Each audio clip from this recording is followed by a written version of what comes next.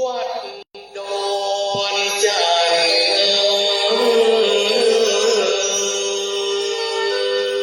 ตำบลเวียงกาหลงอำเภอเวียงป่าเป้าเมือง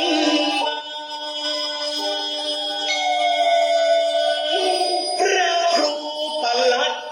นัทพงศ์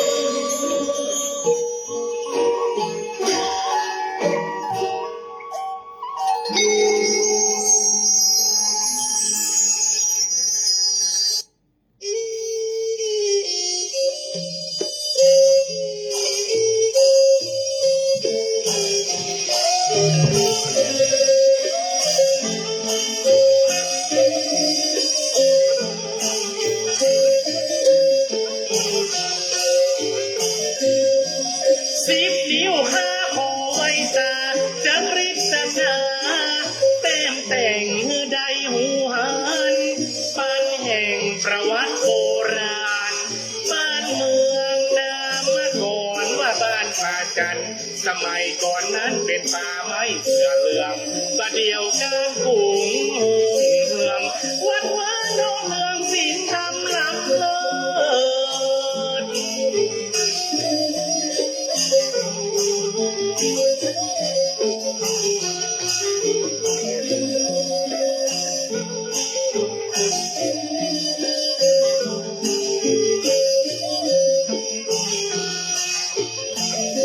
มีสารูปเจ้า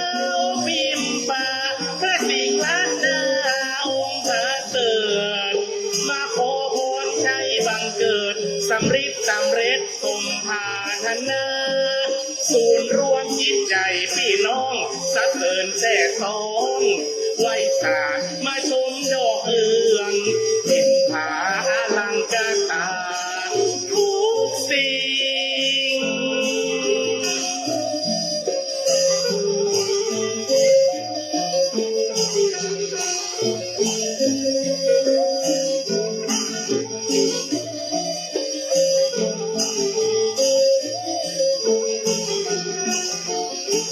ทินมาเจ้าโอตำนานเล่าคือลูกหลานเป็นมิ่งม่อนมโนรางามยิ่งให้จวนแขกแก้วมาเมืองโบราณสถานผาสามเต้าแต่เก้าปู่ย่าตาเหลืองนี่น้องสามขาน้องเนืองบ้านเมืองมีสุขสายกว่า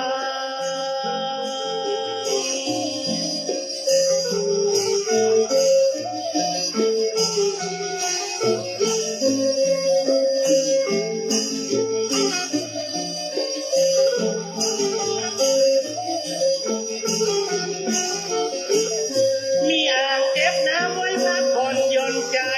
เจิญไปแอวน้อยป่ากว้างมีธรรมชาติสาวว่างดอกไม้พันไม้นาเป็นที่ท่องเที่ยวเวียงกาหลงดำรงพระศาสนาธนุบำรุงวัดวาศรัทธาเจ้าบ้านป่าจัน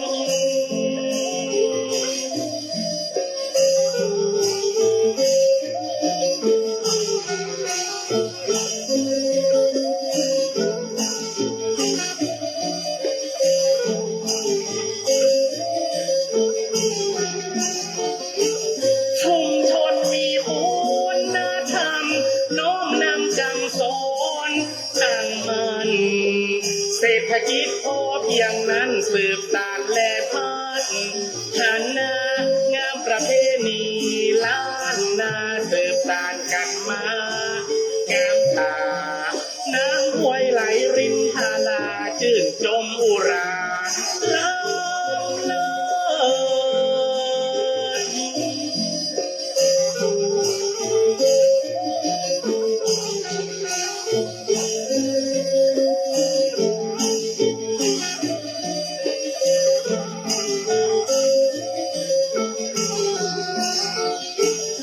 ขอเชิญมิตรแก้วตายคำฮักศีลก่อนทำประเสริฐนวัดดอนจันทร์ล้ำเลิศเมื่อมาแอวเมืองเสียงไห้ขอท่านอยู่ดีมีสุขสนุกสุขเสริญนักขายเจ้าบ้านป่าจันทร์ยิ่งใจตอนห้ามต่างหลายมาแล้ว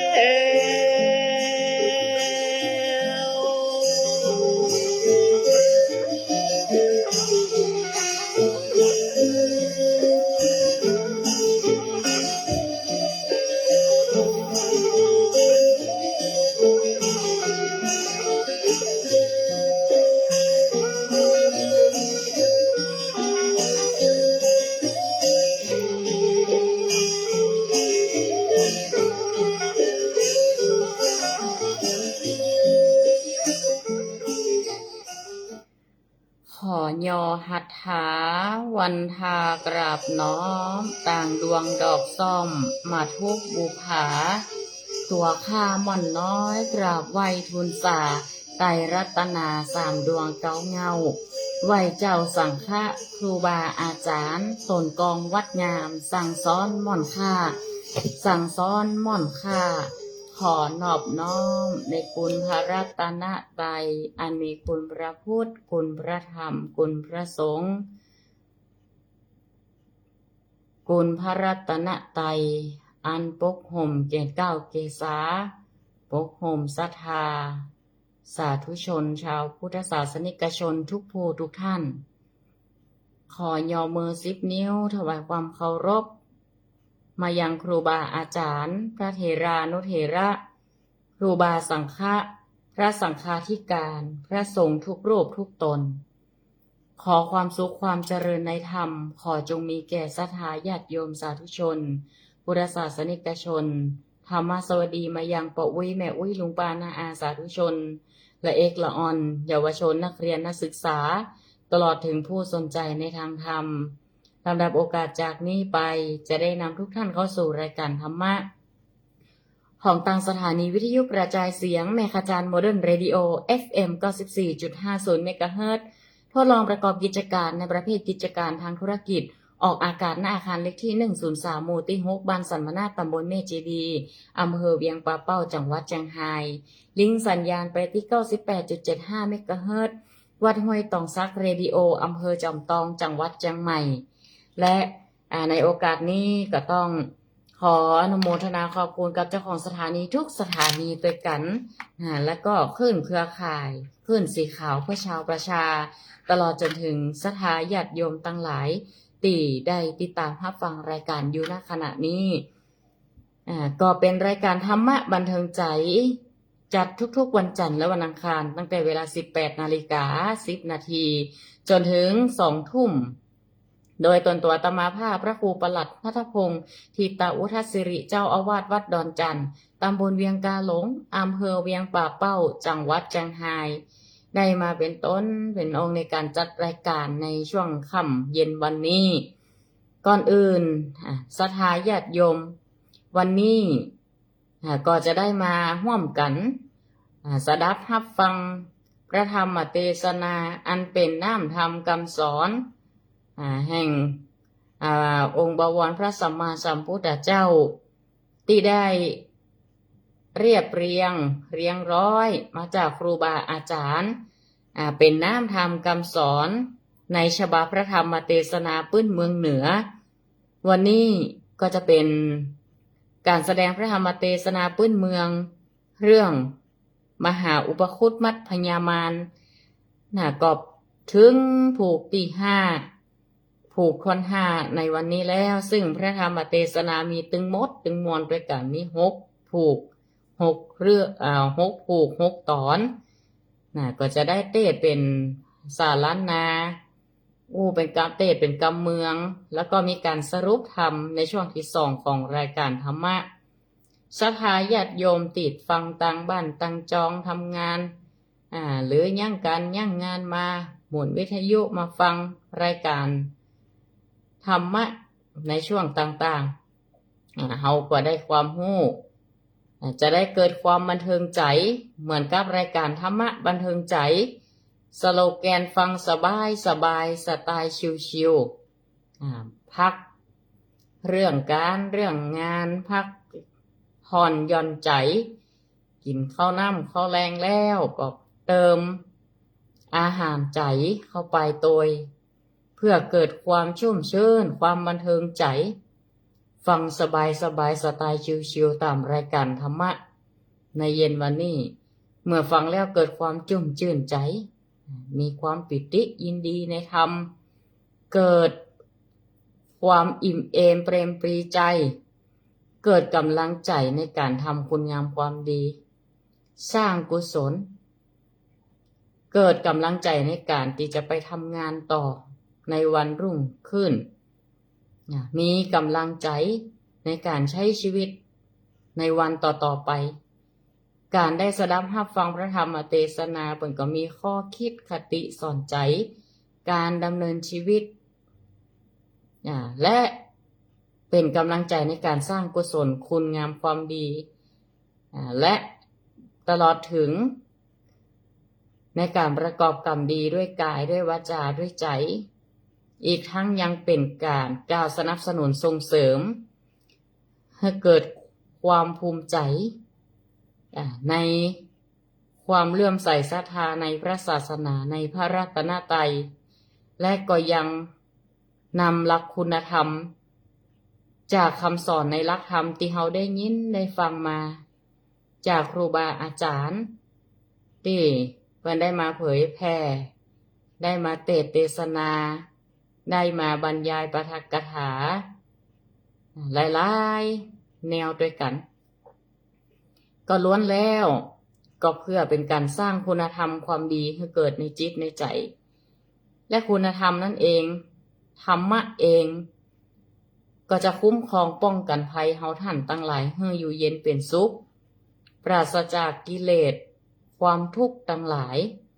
เป็นสิริมงคลในการดำเนินชีวิตสร้างกำลังจิตกำลังใจในการทำงานต่อไปสร้างกำลังใจในการสร้างคุณงามความดีสร้างบารมีให้ตัวเก่า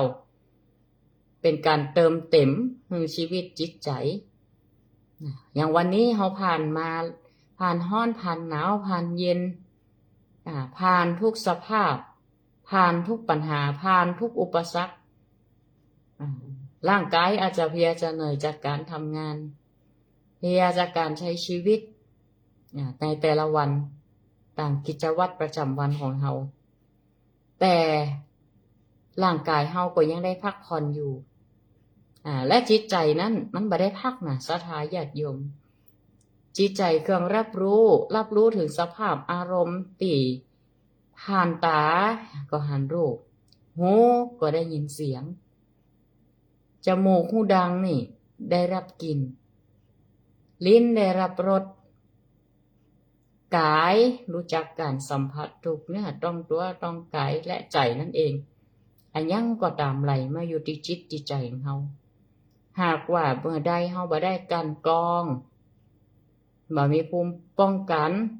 เฮารับเอาถึงสิ่งที่ดีสิ่งบ่ดีสิ่งที่มัวเป็นเครื่องเศร้าหมองใจสิ่งที่บางทีก็ทำให้จิตใจชุ่มชื่นบางทีก็เกิดความกังวลใจหากเฮาบ่กันกรองพิจารณาเอามาเข้าจิตเข้าใจเฮาหมดนี่มันก็จะเป็นทุกข์นักเมื่อทุกข์นั้นคือตัวปัญหาแต่เมื่อเฮาสร้างภูมิคุ้มกัน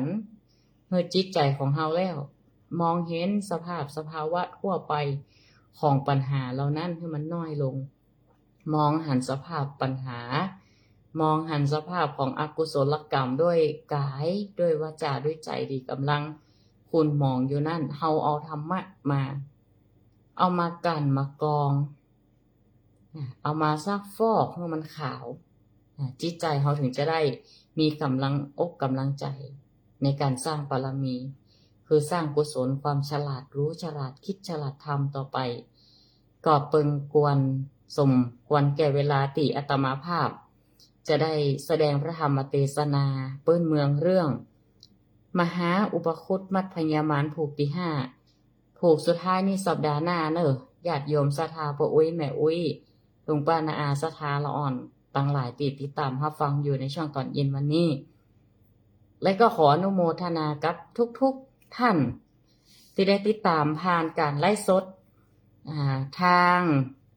Facebook ทิตาอุทัสิริภิกขุและก็เพจรายการธรรมะบันเทิงใจและติดตามย้อนหลังได้ที่เพจของธรรมะขึ้นสีขาวเนาะเพิ่นก็จะไปลงย้อนหลังให้ศรัทธาญาติโยมติดตามรับฟังย้อนหลังได้ตัวตอนนี้ก็เข้ามาฟังในไลฟ์สดอยู่หลายท่านตัวเองเหมือนกันโดยจะมีปัณณพัฒน์อินโหทาวันอนุโมทนาเนอร์แม่จันเนาะจากปางิ้วก็เข้ามาติดตามรับฟังแล้วตะกี้ก็มีแฮมหลายท่านนะหลายท่านโยมบุญเรืองโยมแม่บุญเรืองก็เติมเวลาละที่เขาจะได้เทศนาธรรมอนุโมทนากับท่านพี่รมเนาะท่านพี่รมพี่รุน ท่านรองพี่รุนอนุโมทนาด้วยเนอะที่ให้กำลังใจในการจัดรายการธรรมะบันเทิงใจก็รับฟังกันได้หลายๆสถานีและก็การลิงก์สัญญาณจากธรรมะคลื่นสีขาวเครือข่ายคลื่นสีขาวตัวอาตมาภาพก็ขอประชาสัมพันธ์ฝากไว้ในที่นี้ว่าหลังจากที่รายการธรรมะบันเทิงใจจบไปนี่ก็ ครูบา40,000หรือพระประหลัดจำนันสุทธีโลเจ้าวาดวัดสันกูทองหรือครูบา40,000วันนี้ก็จะได้ยุดจัดรายการงดจัดรายการก่อนเนื่องจากว่าคัดข้องทางเครื่องส่งสัญญาณอย่างของท่านนะเกิดปัญหาก็ฝากแจ้งกับศรัทธาญาติโยมเฮาที่ได้ติดตามรับฟังอยู่ที่นี่โดยเรามีอุปสรรคคัดข้องเรื่องของเทคนิคทางเครื่องส่งในการจัดรายการในครั้งนี้ครูบาเบิ่นก็ขอแจ้งกับศรัทธาได้รับทราบอาตมาภาพก็จะได้แสดงพระธรรมเทศนาเป็นลำดับต่อไปแล้วก็จะย้อนไปสรุปธรรมอีกครั้งในช่วงที่2ของรายการธรรมะบันเทิงใจต่อเมื่อศรัทธาญาติโยมได้ฟังเข้าใจอีกครั้งหนึ่งตั้งใจฟังเน้อธรรมนี่ยาวพอสมควรนะตั้งใจไปฟังไปลำดับทำไปมีข้อคิดจะได้คติสอนใจจะได้ซึ่งธรรมนี่สอดแทรกถึงในเรื่องของบ่เพียงแต่คติธรรมคำสอนสอดแทรกในเรื่องของประวัติศาสตร์คือศาสตร์ที่มีอยู่จริงศาสตร์ที่มีการบันทึกเป็นลายลักษณ์อักษรศาสตร์ที่สามารถพิสูจน์เรียนรู้ได้อย่างกับในการเรียนประวัติศาสตร์ย้อนไปสมัยพระเจ้าอโศกมหาราชหลังพุทธกาล260กว่าปีมีพระเถระมหาเถระรูปหนึ่งที่ทรงอิทธิฤทธิ์ฌานสมาบัติและมีอิทธิพลต่อจิตใจต่อศาสนิกชนเป็นที่เคารพเลื่อมใสศรัทธานั่นก็คือพระมหาอุปคุตนั่นเองศรัทธาญาติโยมเขาจะได้มาฟังกันต่อเนาะตั้งใจรับฟังเน้อนะโมตัสสะภะคะวะโตอะระหะโตสัมมาสัมพุทธัสสะสาธาโวฟังราโสโตจานาสาปุริสันตั้งหลายจงตั้งใจฟังธรรมมหาอุปโคตสืบต่อไปในกาลนี้เตอในกาลยามนั้นพระยามันผู้ใจบาปบ่อาจพาจนแป้ยังมาหานเทนเจ้าใดมันก็เกียรติแก่เจ้ามหาเทนเจ้ามากนักมันก็ลองมาเนรามีตัวเป็นงัวผู้โซพระราชตัวใหญ่ก็มีพามานเต่าดอยมีเขาเลี่ยมเซลนักแล่นเข้ามากระตำเสียงอูดอัวหิงนักมีใจไข้มายำยีเสียยังพระทิพน้ำมันตั้งหลายอันพระญาสรีธรรมโสกราชจักเฮตามประทีปกับตังเครื่องสักการะปูจาไว้นั่นแลส่วนมหาอุปคุตเถนเจ้าก็มาเนรมิตเป็นเสือโคร่งตัวหนึ่งใหญ่กว่างูอุโสภาราตัวนั้นแล่นเข้ามาเพื่อว่าจะเปิบกันกาบเอางัวอุโสภาราชก็มาเล็งหันเสือโครงตัวนั้นใหญ่นักก็สะดุ้งตกใจกลัวมากนักก็เล่นหนีหันแลส่วนพระยามารโพนั้นมาลาเปดเป็นงัวอุโสภาราชนั้นเสียแล้วก็มาเนรมิตเป็นพญานาคตัวหนึ่งมีอุตตมังกะเจนอันกระทำเลิกพังพานคันคืนใหญ่นักเพื่อเข้ามาจากเสือซับต่อเสือโครงตัวนั้นในเมื่อพาพระมหาเถรเจ้าหันพระยามานาคตัวนั้นเข้ามาก็ลาเปนั้นเป็นเสือโครงนั้นเสียก็มานิรามีตนเป็นพญาครุฑตัวหนึ่งใหญ่นักบินมาแต่อากาศมีสักก้อยปากอันใหญ่ยาวนักลงมาก็โดยกำลังปีกแข่งตนเพื่อจักสำเอาพญานาคตัวนั้นแลพญานาคตัวนั้นเล็งหันพญาครุฑเข้ามาดังอันมันก็มีใจกลัวบ่อาจจักอยู่ได้ก็แล่นหนีไปส่วนพระยามารมาลาเปดนั้นเป็นนาคก็มาเนรมิตเป็นยักษ์ผู้หนึ่งอันใหญ่มี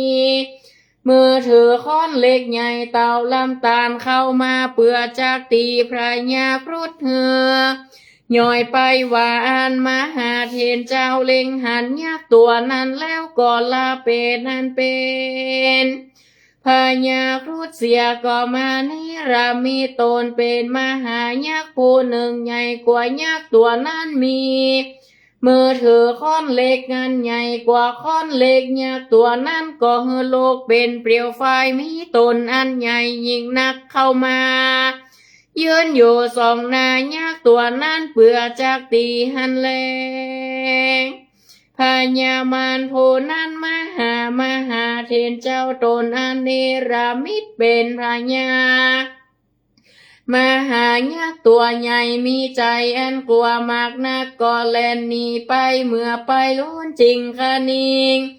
ว่าสันนี้กูนี่บ่อาจจากพาโจรแป้พญาอันโหรีปองแห่งนักบวชตนนี้ได้แลมาโกจากตีนตั้งสองแห่งมหาเทนเจ้าตนนี้มันโกจากสัตว์ไปตกไปนอกขอบจักรวาลเทิงเสิงอันเสียงชีวิตไปเตอว่าอันแล้วพระญามันก็มาละเป็นอันเป็นยักษ์เสียแล้วก็มาเนรมิตเป็นใจหนุ่มผู้ทารงประดับงามมากนักมายืนอยู่สองหน้ามหาเทนเจ้าหันแลเมื่อนั้นมหาเทนเจ้าก็เล็งหันขี้ญาอาการพญามารเจ้าจริงข้านิ่งใจว่าสันนิพระญามารผู้นี้บ่อาจจากพระโจรแป้ได้และมีสันใดโกจักกระทำก็โดยประการดังอันจะแลเมื่อเจ้าก็มาข้านิ่งใจสานนี้แล้วก็มาละเป็นนันเป็นยักษ์นั้นเสียเจ้าก็มากระทำตัวเป็นปกตินักบวชอยู่แล้วเจ้าก็มาเนรามิตสากมาเน่ามีกลิ่นอันเหม็นนักเต็มไปด้วยนอนตั้งหลายมากนักอันโศกโรคควรขี้เกียจมากนักเจ้าก็ซัดใส่ในคอแห่งพญามารผู้นั้นมันก็โดยอธิษฐานเตจาริทีแห่งตนแล้วสุดแห่งตานนั้นจาส่วนพญามารจริงกาว่าข้าแด่เต้าจะโตโลกาบาลเป็นเจ้ายังมีภิกขุตนหนึ่งมีชื่อว่าอุปาโคตเทนเจ้าหากเอามาห้อยในคอแห่งข้าและนาขอเจ้าเอาสารนี้ตัวตั้งหลายบ่อาจเปื่อจากเงาสากมาเน่าอันนี้ออกเสียจากคอแห่งตันได้เหตุดังหรือและว่าอันจะแต่และนาเจ้าพีโคตนนั้นมีเตจาริธีมากนักปรากฏโดยกำลังเตจาริธีอานุภาพมากนักส่วนพญามารตนนั้นก็บ่อาจจะพ้นสากเนาอันนั้นใดในสำนักเต้าจะโตโลกาบาลทั้งสี่ส่วนพญามารก็เข้าไปหาพญาอินตนเป็นเจ้าแก่เทวดาทั้งหลายกล่าวว่าสันนิฆาแด่เจ้ากูอาจจากโปดสากมาเนาอันนี้เสียจากคอทันได้และเหตุว่าเจ้าภิกขุตนนั้นหากมีเตจากกำลังมากนักได้ส่วนพญามารผู้นั้นก็หนีสู่สำนักพระญาพรหมกล่าวว่าสันนิฆาแห่งเจ้ากูขอจงเป็นตีเปิ้งแก่ข้าแด่เตอจงเมตตาโปรดซักมาเนาอันแขวนคอแห่งข้าเตอว่าอันแล้วมหาพรหมกล่าวว่าสันนิมานก็กล่าวว่าภิกขุตนหนึ่งอันมีชื่อว่ามหาอุปาคุตเทนเจ้าหากเอามัดคอผู้ฆ่าและว่าอันพระญาพรหมกล่าวว่าสันนิโดยมีแต่แลมหาอุปาโคตเทนเจ้าตนนั้นมีกำลังฤทธิเตจานุภาพมากนักพระพุทธแห่งตันพญามารได้ตั้นจงไปโสสำนักมหาอุปาโคตเทนพบยามในมหาเทนเจ้าตนนั้นดีตั้งแด่เจ้ากู จงอินโดเมตตาโปรดยังสากมาเน่านี่เสียจะขอแห่งข้าแด่เตอข้านี่อันเป็นอันโสโครกมาอันเสียแล้วกระตามเนรมิตพากายกำพลผืนหนึ่งยาวมากนักมาผูกคอพญามารผู้ใจบาปไว้กับตีนเขาสีโนโรราชาอันใหญ่เฮอมันดีนักก็กล่าวเสิงพระญามารว่าปาปิมาราดูการาพญามารหัวใจบาปปราบใจพระญาธรรมโสกราชากระตำฉลองมหาเจติยวิหารตั้งมวลหันตนหากได้สร้างเหือเสียง7 ปี 7 เดือน 7 วันไปแล้วเถื่อบัวระมวนทางงานมึงจงอยู่ในตีตราบนั้นก่อนกันฉลองมหาเจติยวิหารโกจริงจะแก่มึงจะแลมหาอุปคุตเก่าแก่พญามารวานหันแลส่วนว่าเจ้าภิกขุนี้อุปาสกาอุปาสิกาทั้งหลายมากระทำสักการะบูชายังทาสพระพุทธเจ้าตามโศกหากังวลอนตาลายบ่ได้ก็มีหันแลนาในกาลขีญาอันกระทำสักการะบูชาเจติยและวิหารทั้งหลายอันพระญาสารีธรรมโสการาหากกระทำแล้วบัวระมวนดังงานมหาอุปคุตเต็นเจ้าก็มาเนรมิตตนหืออ่อนละเอียดมากนักเข้าโสติไกพญามารแล้วลิโยตีสังัดตีหนึ่งเหตุมีใจมาใครฟังเสียงเจรจาแห่งพญามารเกิดอันเกียรติบอกเกียรตินั้นส่วนพญามารผู้นั้นบ่มาละเสียยังปีดนั้นให้เกิดหาความมานากาแข่งบ่ได้อันรู้เยืองเกิดกวนสอนได้แล้วมันก็ระนึกถึงคุณพระพุทธเจ้าแล้วกล่าวว่ากรรมอันเป็นโทษมีประการต่างๆยังขาดหากได้กระตามในสำนักแห่งพระพุทธเจ้าอันเป็นแล้วในกาลเมื่อก่อนมีความคุณาในสัตว์ตั้งหลายในกาลาบัดนี้ลูกศิษย์แห่งพระพุทธเจ้าตนนี้ก็หาความคุณาเมตตาบ่ได้เป็นอันหยาบจ้ากาขนองมากนะส่วนพระญามารผู้นั้นอันมหาอุปคุตเห็นเจ้าหากมัดไว้แต่ตีนเขาสิ้นเนโรราชนั้นเป็นพญามารแก่ดอยตั้งหลายนั่นแลเขาสิเนโรรานั้นเป็นใหญ่กว่าดอยตั้งหลายเมื่อพระญามารหากท้วงติงนั้นโดยกำลังแห่งตนก็หวั่นไหวไปมา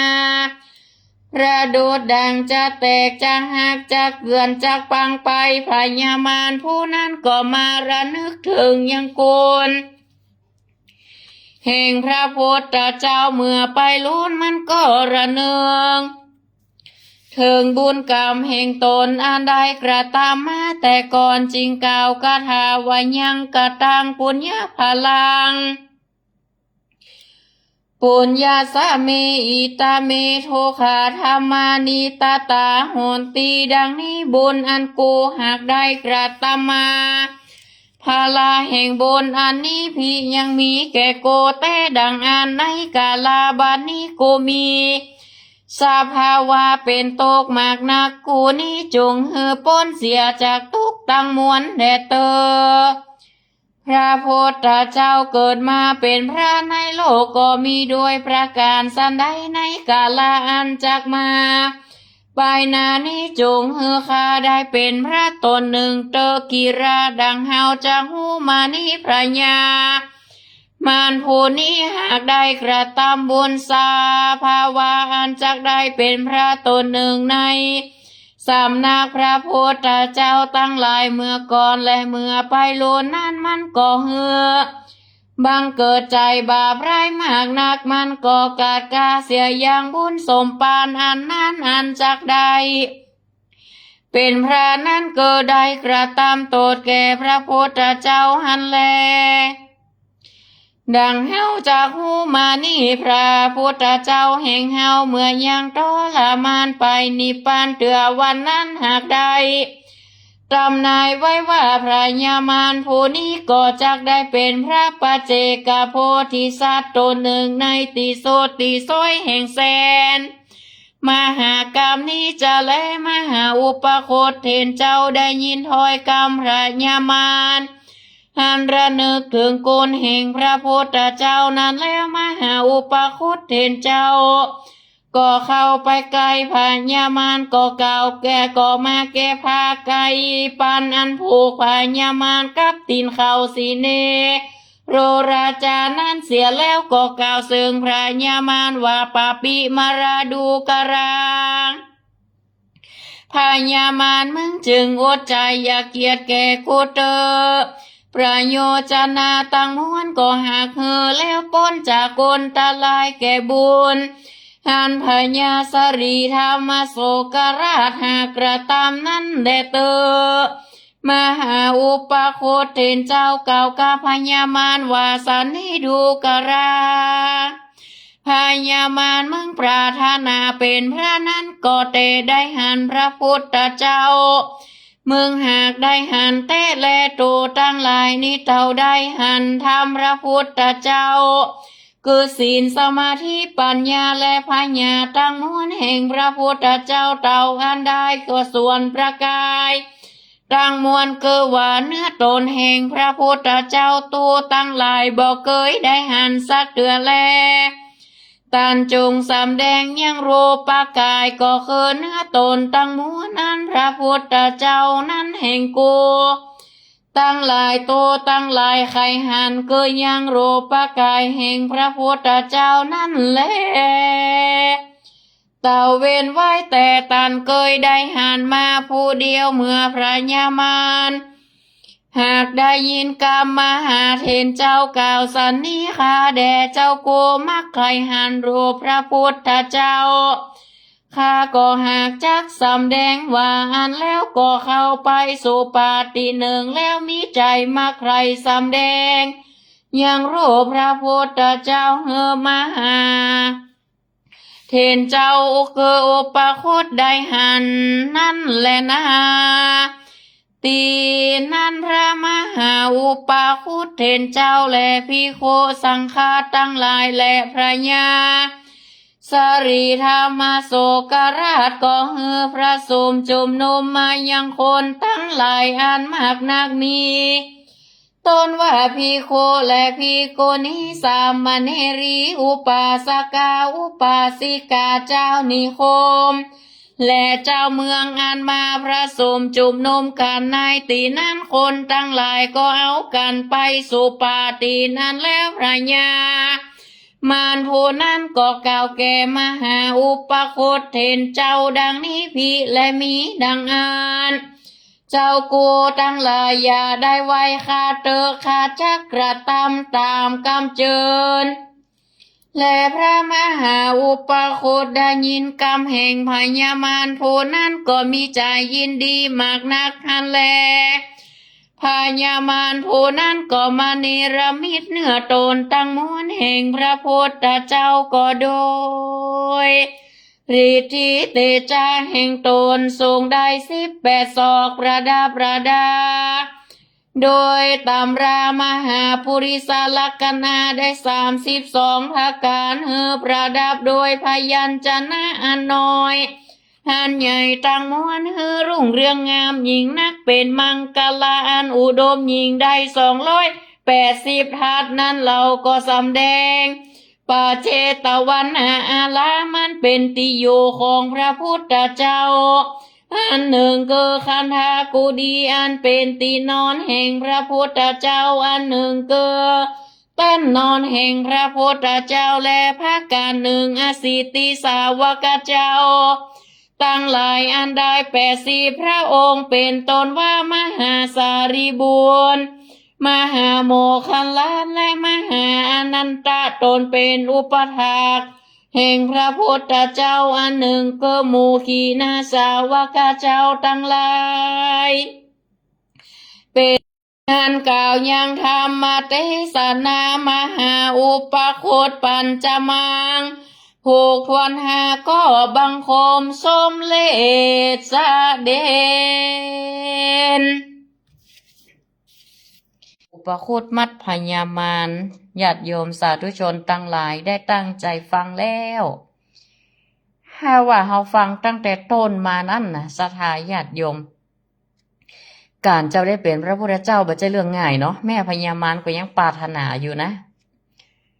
วันนี้พญามารได้เนรมิตเนื้อกายตัวเก่านี่เป็นพระพุทธเจ้าเนรมิตเป็นพระมหาอสิติมหาสาวกทั้งหลายโอ้เนรมิตเป็นตังเตียงนอนพระพุทธเจ้าเนรมิตวัดป่าเชตวันในสมัยพุทธกาลเป็นจะได้วันนี้พญามารได้เนรมิตให้สงฆ์ทั้งหลายได้หู้ได้หันเป็นตินาปิติยินดีขนาดคนตั้งหลายสาธุชนตั้งหลายต่างมีจิตใจเคารพนอบน้อมเลื่อมใสในตำรามหาบุรุษ32ประการครบถ้วนประกอบไปด้วยพยัญชนะน้อยใหญ่ตั้งหลายห้อยตีนห้อยมือเนาะของคนมีบุญนี่มันจะแตกต่างจากคนทั่วไปเป็นหุบห้อยซังหุบธรรมจักรหุบต่างๆนานาโยมแฮมก็สัก10 นาทีก็จะได้พักรายการนะเฮาได้ร่วมกัน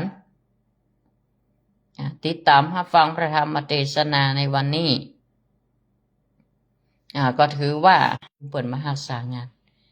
สมัยก่อนนี่บ่ค่อยมีเนาะการสร้างรูปเหมือนพระอุปคุตนะในสมัยบัดเดียวนี่ศาลาละอ่อนเขาก็เปิดกันยุคไผนะบ่เฮือมันหายมีปอยหลวงปอยรามก่อนวันปอยนะเปิ่นจะไปปราบให้คนบัดเดียวได้ดีต่อการศึกษาขนาดพุทธเจ้านิพพานไป260 กว่าปีแล้วอย่างพุทธกาลเนี่ยเขาอาจจะสังเกตว่าจะได้พระพุทธเจ้าฤทธิ์ก็นักเป็นถึงพระพุทธเจ้าก็ยังบ่กำทั้งที่พระพุทธองค์นี่อยู่ในเส้นผมเดินจงกรมอยู่หั่นสอมปะว่าตัวเก่าเป็นคนสร้างโลกหูหันหมดอีกใครอยู่ไหนตีได้นอกในจักรวาลยังได้หูหันหมดอีกแต่สามารถหันพระเจ้าผู้ไกลจากกิเลสได้อันนี้พระเจ้าก็เลยเทศนาธรรมให้ฟังก็เหมือนกันพระเจ้าปราบเผียพรหมมนปราบทิฏฐิมานะแต่พญามารเหรอแค่ชั้น6ได้มารอยู่สวรรค์ชั้น6ก็ยังบ่ปราบนะยังเฮาทานเข้าใจเนี่ยเนาะถ้าเฮาได้ศึกษาเนาะได้ฮู้ได้ฟังมาก่อนพยายามปราบพญามารเห็นไหมอีเนาะคัดขวางการตรัสรู้โดยตรัสรู้แล้วจะได้ไปปราบทิฏฐิมานะของพญามารนึงหายพระเจ้าบอกว่าบ่จำเป็นต้องถึงเฮาหรอกคนจะนี่ต้องลูกน้องเฮาน่ะแน่นอนสาวกเฮาในอนาคตหลังเฮานิพพานไปเดี๋ยวจะฮู้เองว่าไผจะมาปราบมันน่ะปราบทิฏฐิความพยศถือยึดมั่นถือมั่นของพญามารท้าวสวัสวดีมารตนนี้ที่มุ่งหวังเอาบัลลังก์ขัดขวางการตรัสรู้ของพระพุทธเจ้าแล้วก็ยังอาราธนาทูลขอพระพุทธเจ้าเข้าสู่พระปรินิพพานพระเจ้าก็ได้จำเป็นต้องรับปากพญามารเห็นว่า3 เดือนเนี่ยจะต้องเสด็จดับขันธ์พระปรินิพพานก็รับคำอาราธนาพระเจ้าพญามารเกยมาแล้วเตือนแล้วหรอพระเจ้าบอกว่าตราบใดที่อุบาสกอุบาสิกายังบ่เข้าถึงธรรมยังมีพระอรหันต์ยังมีผู้ที่จะสืบทอดต่อพระพุทธศาสนาบ่เกิดขึ้นพระองค์จะยังบ่ปรินิพพานแต่ตอนนี้อุบาสกอุบาสิกาส่วนมากก็ได้เข้าถึงธรรมอย่างน้อยก็ได้โสดาบันละอริยบุคคลละอรหันต์ก็มีตั้งมากมายเกิดขึ้นในสมัยพุทธกาลนั้นพญามารมาเอากรรมเนี่ยมา มาเป็นข้อที่ขอพระพุทธเจ้าปรินิพพานก็จำเป็นที่จะได้รับคำอาราธนานิมนต์ของพญามารเนี่ยมารคือของเครื่องปิดกั้นความดีเครื่องอย่างเพื่อยุดทำหน้าที่นะสถาญาติโยมพุทธเจ้าจำเป็นต้องรับนิมนต์พุทธองค์ทรงเคยบอกเป็นในกับพระอานนท์แล้วว่า บอกหลายข้างต่อหลายข้างนะหลายเตือก็ว่า พระพุทธเจ้าเนี่ย เป็นผู้ทรงอิทธิบาทสี่จะอยู่ถึง1 กัปก็พึงเป็นได้ก็คือ120 ปีก็พึงจะเป็นได้ แต่พระอานนท์บ่ได้ทูลขอพญามารมเหยกรจะเป็นหับปากพญามารหมดเวลาลงแล้ว ช่องที่2ปิ๊กมาฟังกันต่อเนอะญาติโยมศรัทธาทั้งหลายอาตมาภาพพักเบรกไว้เต้าอี้ก่อนเนอะก็ขอเจริญพรทุกคนทุกท่านธรรมะสวัสดี